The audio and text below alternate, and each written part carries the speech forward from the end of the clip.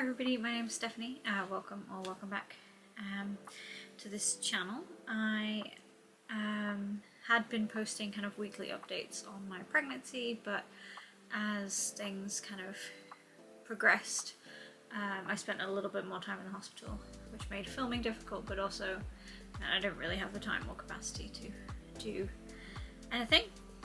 And so I'm just filming this today. I am 28 weeks and 1 day, and this video is about preparing for labour and kind of why I packed my hospital bag at 28 weeks, I guess, and what I've put in it and what I haven't yet put in it. And so yeah, I've actually had a bag packed for a while, since I had my first visit to the hospital. I packed like a small bag, like this, which I'll go through, and then now I've begun to kind of pack a bigger bag that if I did need to go in and anything were to happen, it's like ready to go, because I have some complications which I'll talk about for maybe another time. There is a possibility I'll go into preterm labour, and so I just want to be ready. I don't recommend packing your hospital bag at 28 weeks unless you've got some kind of complication, because there's a lot that you can't put in it, and then you have to edit it and you have to go back and change it. But for me also, I think with my anxiety, this was a really helpful exercise just in terms of making me feel ready and making me feel calm about the possibility of going into labour and having everything that I need. I think with my son, I had a positive, what they call an actum partus test, which is where they can say you might go into preterm labour based off a hormone that you're secreting. And that happened at 31 weeks, and I remember kind of lying in the hospital going, I don't have anything, I'm not ready. And that caused me a great amount of anxiety, and so this time I wanted to have a bit more control over if that situation would happen again. And as we're getting closer and closer, and there's been a few instances where I've been anxious about kind of my physical health and what that might mean for the baby, I think this was a really good exercise. And I guess also wanted to be like, if you've done it and you're at 28 weeks or even earlier, no shame. I feel like the pregnancy world online can sometimes be filled with a lot of judgment, and so for me, no judgment about when you pack your hospital bag. So yeah, I guess I'll get into the little bag I've packed in case I need another inpatient stay, and these are the things that I found really helpful for, or wanted to have, if I was going to be staying overnight but not giving birth, or at least not giving birth just yet. And I haven't looked through this before, so this is just a completely raw appreciation of what's going on. The most important thing that's on the top is slippers. When you're staying in a ward, you get given compression socks, and you're probably not wearing your shoes every day, all the time. And so I got slip-on slippers so that when I went to the bathroom, or if I wanted to go get water or something, I didn't have to put my shoes on.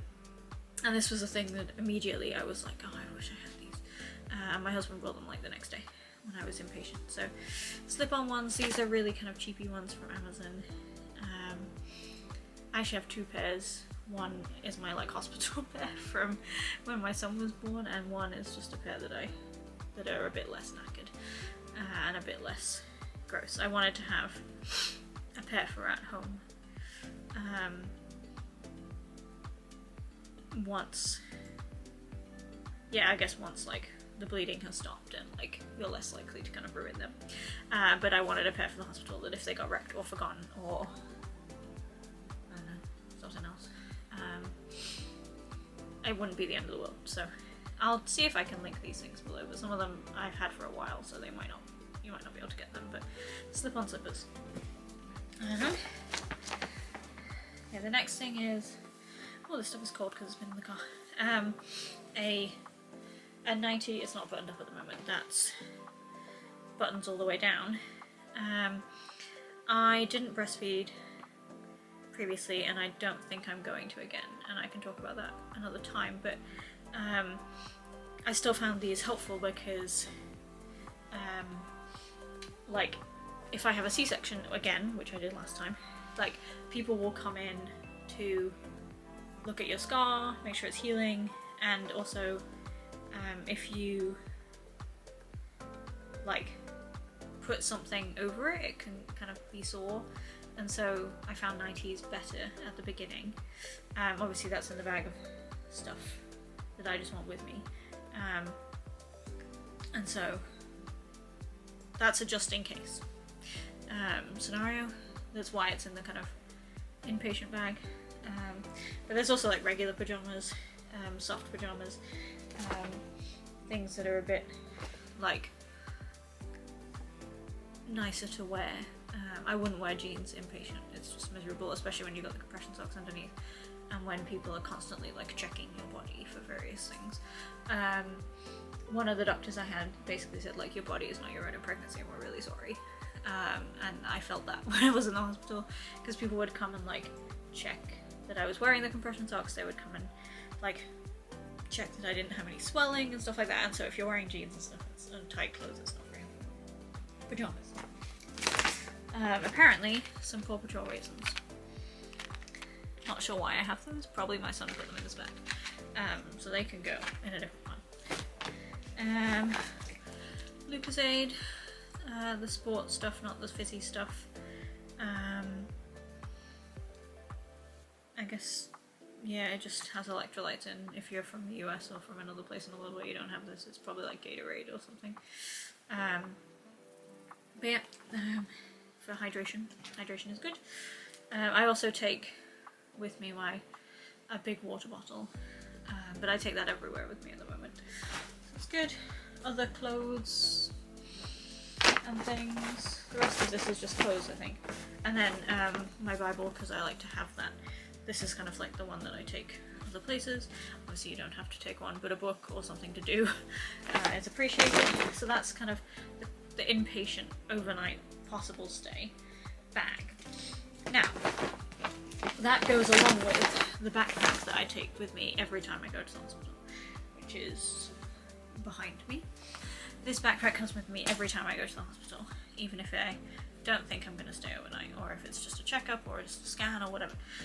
It always comes with me. So that includes these bands.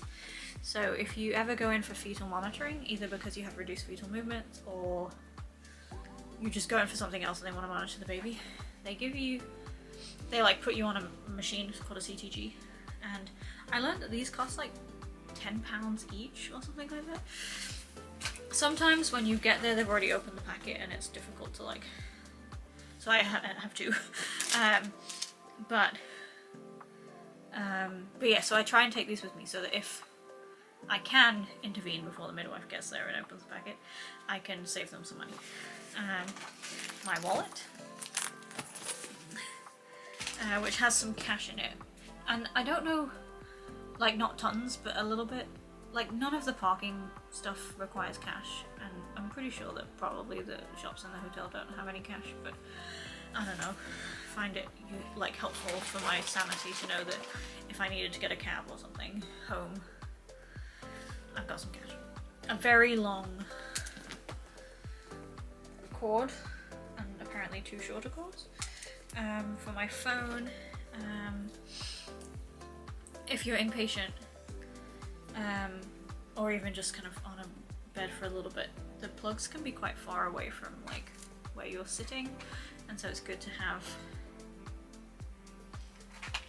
a very, very long cord. I also have some shorter cords for my power bank. Next thing on the list, very important, power bank. This one's pretty good. Again, they're not, power banks used to be really expensive.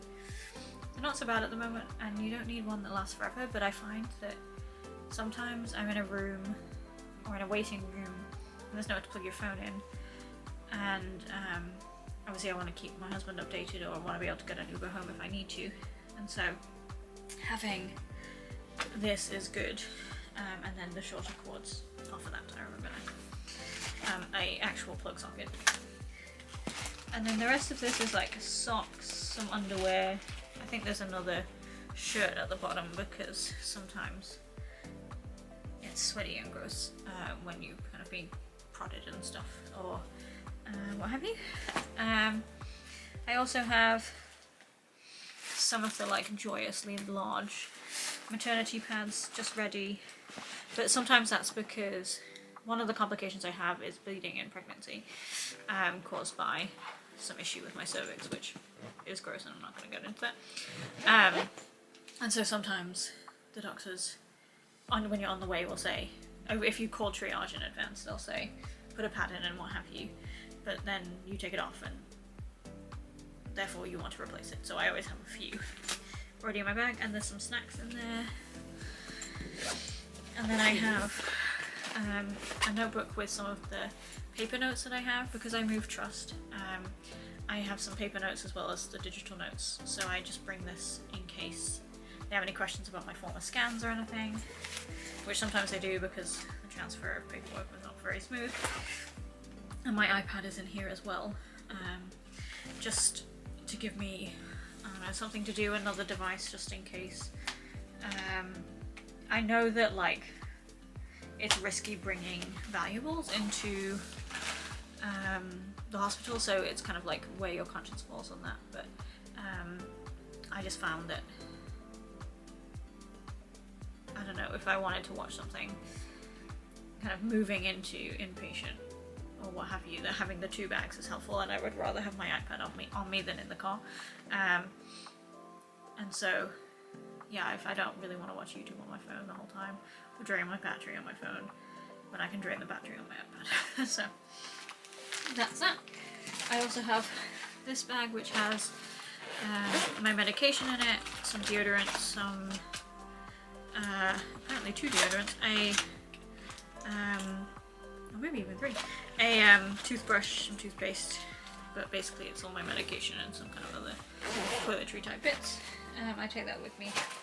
I also usually take my headphones, but I keep them out of the bag because I like to have them, and I try to make sure I have at least something to eat, and it's not usually substantial because I don't want to completely weigh myself down, and I don't always have time to like make a sandwich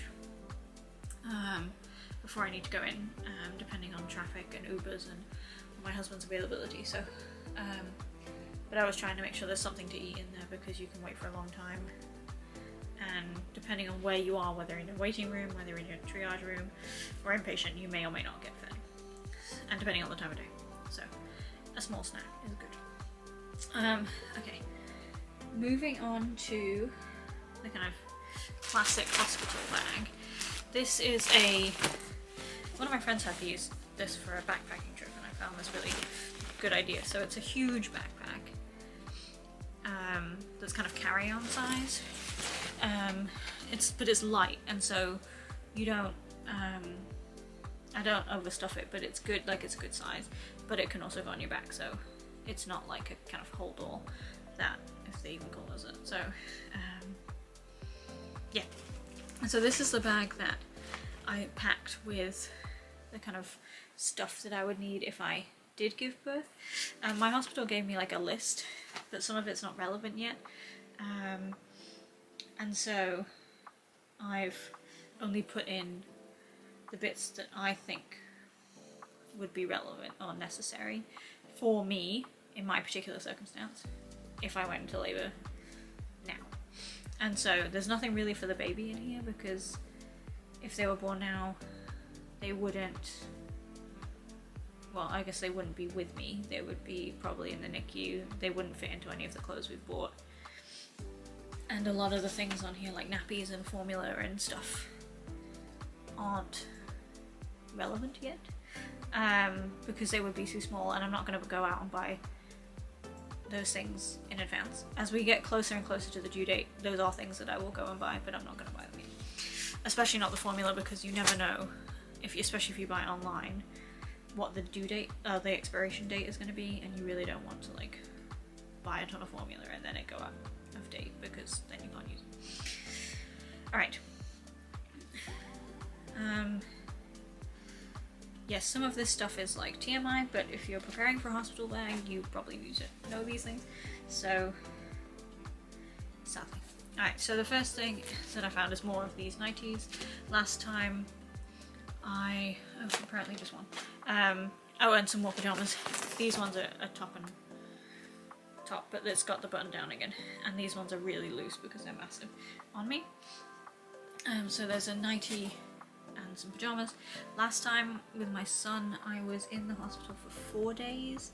I don't know what it'll be like this time, but my husband did do a kind of changeover after the second day, I think.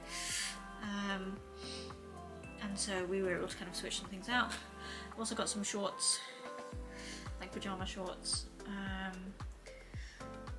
Depending on what kind of the policy is at your hospital, if you have a C-section, you'll have a catheter in, and mine had to stay in a bit longer than I would have wanted, and so sometimes I wanted long trousers to cover them, again not tight ones but longer ones that were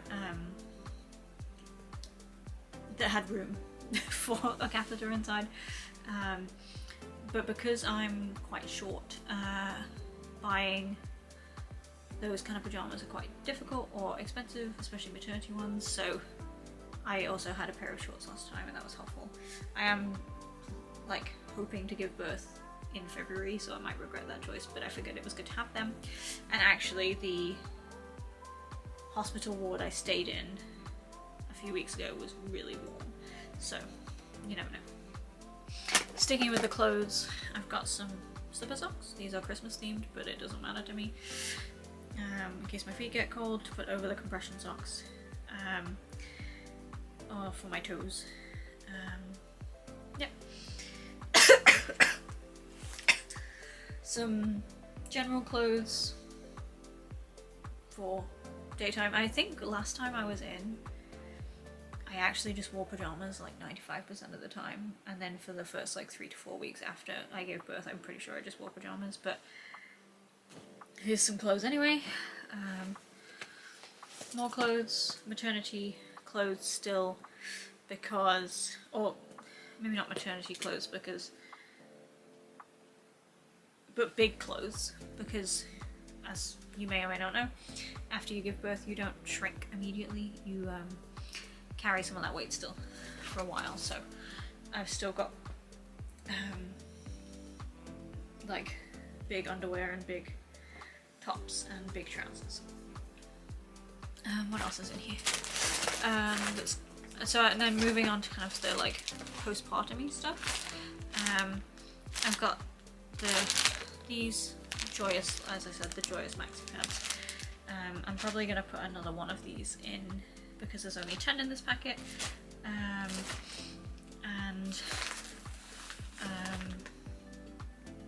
Yeah, the list says to bring 2 packs, I think. It actually doesn't. I just read somewhere else that it says to take 2 packs. So, I also bought the disposable underwear. Again, it's all gross stuff, but it's important to have. The thing that I did last time actually is that I put the pad on, the disposable underwear, and then I put like, I got some really cheap, massive, for me, sized underwear from like Asda or something. Really cheap. And then put that over the top again. And so if on the days when I lost a bit more blood, it didn't go straight through and ruin my trousers right away. It went through the pad, disposable underwear, and then another pair of underwear. And or even if I just, and then I didn't feel like, oh, I've got to get the bloodstains out of this, I just threw it away, which I know is not great for the planet, but it was necessary sometimes. And even if I didn't, even if it was just a little bit of blood or something else on the kind of real underwear, it still felt like I hadn't ruined anything that I like. And that's when actually I began to like, I don't know, just feel a little bit more, I don't know, I just felt a little bit more human wearing real underwear on top of the disposable underwear. I don't know, it may be different for you. I have a bunch of these packets behind me in the closet for when I come home. This only has 8 packs in, but 8 things in.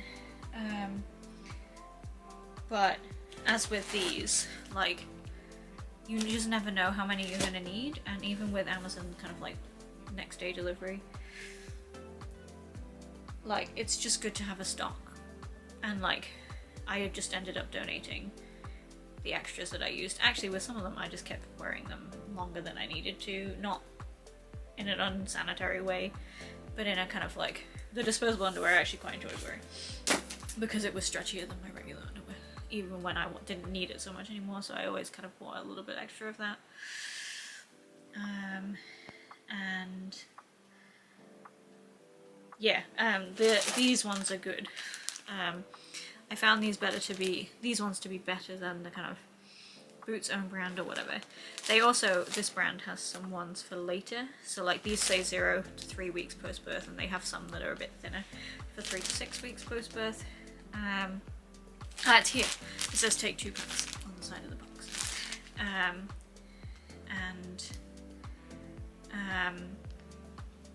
Yeah, so these are good.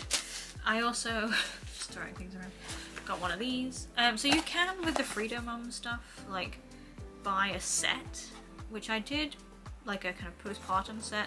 I did get one of those last time, but I didn't use all of the pieces, and so I felt like it was a bit of a waste, to be honest. Like, I much preferred, and so I remember like they had some witch hazel spray, like foam spray, and I didn't like that at all. I much preferred these, which are the pads. I'm not going to open them because then they'll go dry, but they kind of look like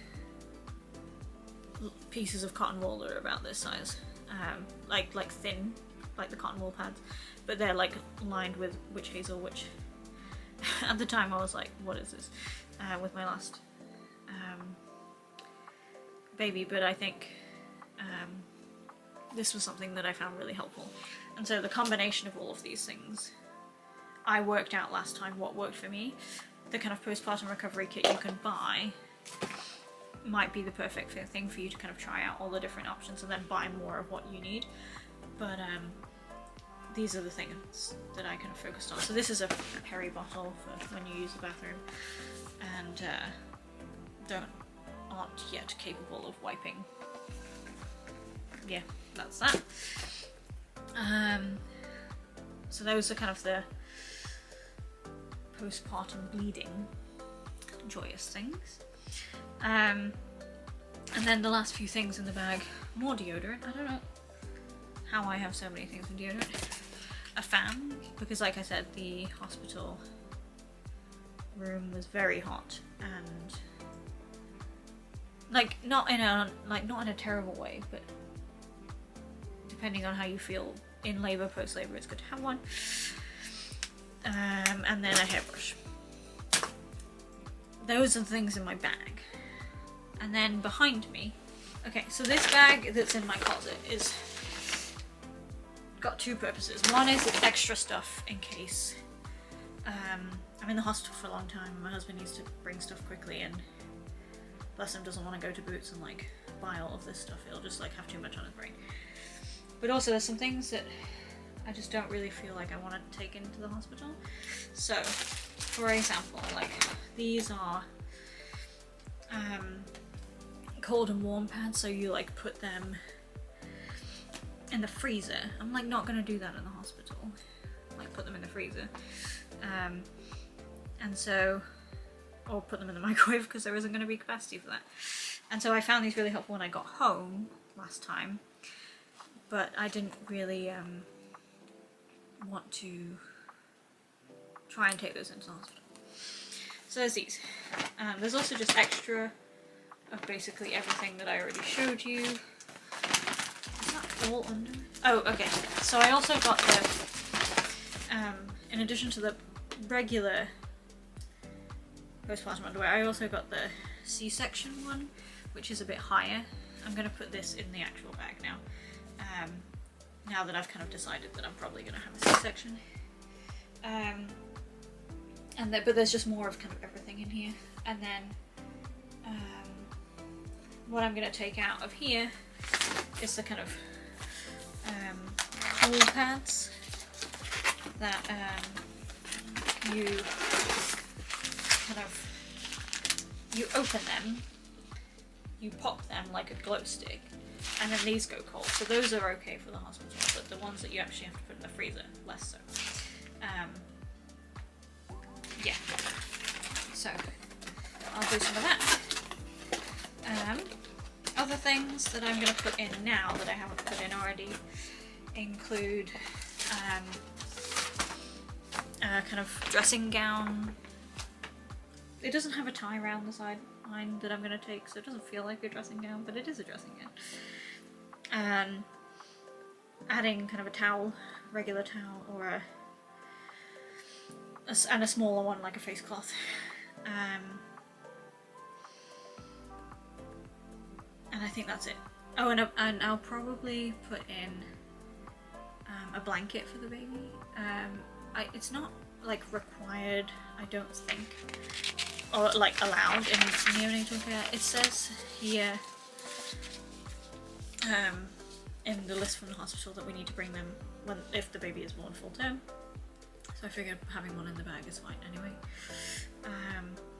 And I don't know what their policy is for NICU, so we'll see. And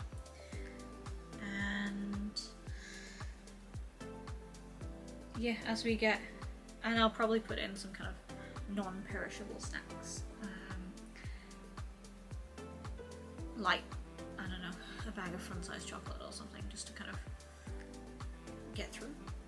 But I think that's mainly it, I guess. I hope that was helpful. I'm trying to think if there's anything that I put in last time that I really wanted or needed. I think it's really difficult to know. I do have